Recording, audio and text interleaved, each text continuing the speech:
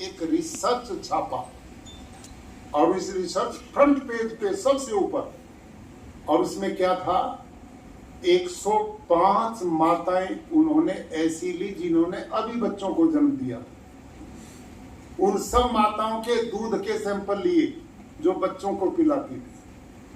105 में से 105 ही माताओं के दूध में जहर पाया, यूरिया पाया, डिटर्जेंट पाया, तरह तरह के केमिकल पाए।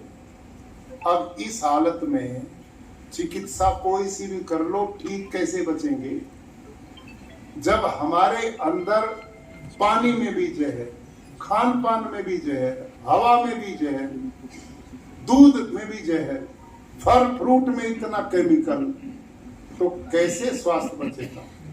हमने जड़ को पकड़ना पड़ेगा। पत्तों को सींचने से काम नहीं चलने वाला। जड़ है प्राकृतिक खेती और प्राकृतिक चिकित्सा से प्राकृतिक जीवन शैली। ये दोनों जब हम बराबर चलाएंगे तो इस मिशन में पूर्ण रूप से सफलता मिलेगी। प्राकृतिक चिकित्सा, इससे बढ़िया जीवन शैली कोई है नहीं। हमारे प्राचीन ऋषियों ने योग, प्राणायाम और कब उठना, कब खाना, कितनी बार खाना, क्या खाना, कैसे खाना, इतना बहुत बड़ा उन्होंने गहराई से चिंतन इस पे किया। प्राचीन काल से लोग जंगलों में रहते थे। उपहोरे गिरिनाम संग में च नदी नाम धिया विप्रो अजायत।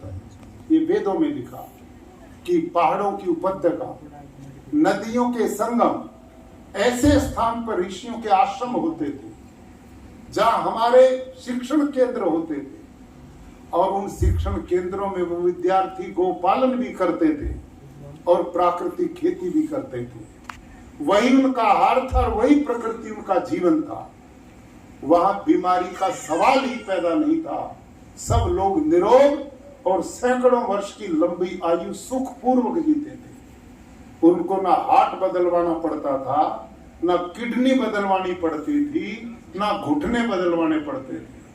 एक भी घटना, भारत लाखों करोड़ों वर्ष पुराना हमारा इतिहास है। 1,08,08,53,125 वर्ष हो गए दुनिया को बने हुए। ये हमारे ऋषियों की गणना।